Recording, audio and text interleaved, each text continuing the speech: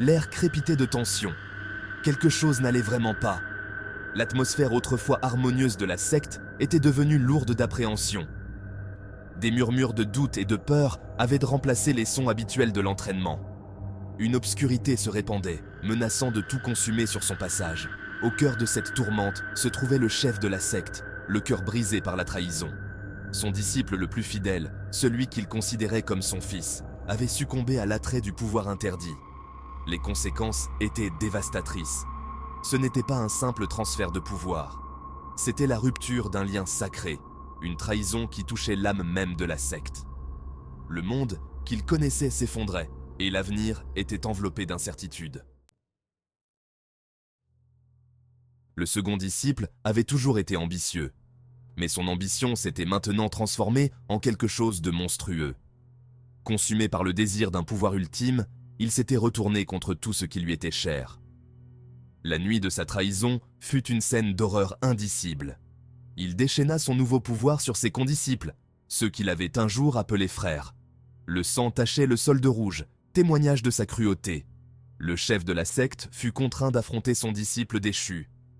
La bataille fut féroce, un affrontement déchirant entre maître et élève. Mais le pouvoir du second disciple, nourri par les ténèbres, était trop grand. Il était devenu une force de destruction. Vaincu et le cœur brisé, le chef de la secte se retira dans la solitude.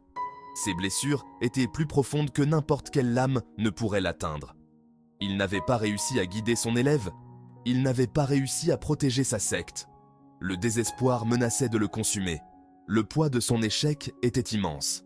Son rêve de former une nouvelle génération de guerriers vertueux était en ruine. Comment pourrait-il se relever d'une telle dévastation? Comment pourrait-il faire face au monde qu'il avait juré de protéger? Pourtant, même au plus profond de son désespoir, une lueur d'espoir subsistait. Il lui restait un dernier élève, un jeune homme nommé Kai Yang. Ce jeune disciple pourrait-il réussir là où les autres avaient échoué? Pourrait-il restaurer l'honneur de la secte brisée? Kai Yang se retrouva plongé dans un monde de chaos et d'incertitude. Chargé par son maître d'une mission périlleuse, il se rendit à la Cité du Vent Noir, un centre animé de commerce et d'intrigues. La ville était un labyrinthe de rues sinueuses et d'immeubles imposants. Les marchands criaient leurs marchandises, leur voix formant une véritable cacophonie. Des parfums exotiques emplissaient l'air, un mélange d'épices, d'encens et de quelque chose de bien plus sinistre. C'était un endroit où les fortunes se faisaient et se défaisaient sur un coup de tête. Un endroit où le danger se cachait à chaque coin de rue. Kai Yang savait qu'il devait avancer avec prudence. Sa mission était vitale et l'échec n'était pas une option. Suyan était une femme de peu de mots, son regard perçant et intense. Elle avait une autorité naturelle qui imposait le respect, même aux mercenaires les plus endurcis et aux aventuriers les plus chevronnés. Kai Yang sentait à la fois le danger et l'intrigue en sa présence. Il savait que leurs chemins, une fois croisés, ne se rêvaient plus jamais les mêmes. Ce n'était pas une femme avec qui il fallait badiner, mais son lien avec sa mission était indéniable. C'est au cœur du marché animé de la Cité du Vent Noir que Kai Yang rencontra Suyan. Elle se déplaçait avec une grâce qui cachait ses compétences mortelles, chaque pas rayonnant de confiance et de puissance.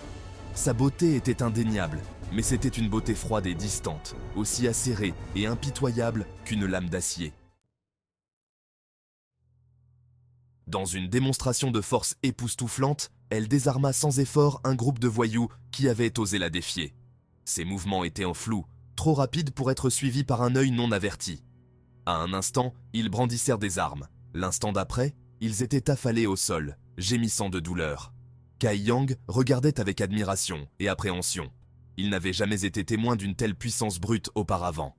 Il était clair que Suyan était une clé de sa mission, mais pourrait-il la convaincre de l'aider? Et à quel prix? Suyan possédait un pouvoir à la fois fascinant et terrifiant. Cela se voyait dans sa façon de bouger, de parler, de captiver l'attention sans même sembler essayer. C'était une force de la nature, aussi belle que mortelle. Alors que Kai Yang explorait les mystères entourant sa mission, il se retrouva de plus en plus attiré par Suyan. Leurs chemins semblaient destinés à se croiser, mais la question de savoir s'ils seraient alliés ou ennemis restait en suspens. La tension entre eux était palpable, un mélange d'attirance et de méfiance. Ils étaient les deux faces d'une même pièce, réunis par le destin, mais promis au conflit. Les graines d'un jeu dangereux venaient d'être semées. Le destin de la secte, et peut-être du monde, était en jeu. Trouveraient-ils un terrain d'entente et s'uniraient-ils contre un ennemi commun? Ou bien leur affrontement de volonté les mettrait-il sur une trajectoire de collision qui ne pourrait que se terminer par la destruction? Seul le temps le dirait.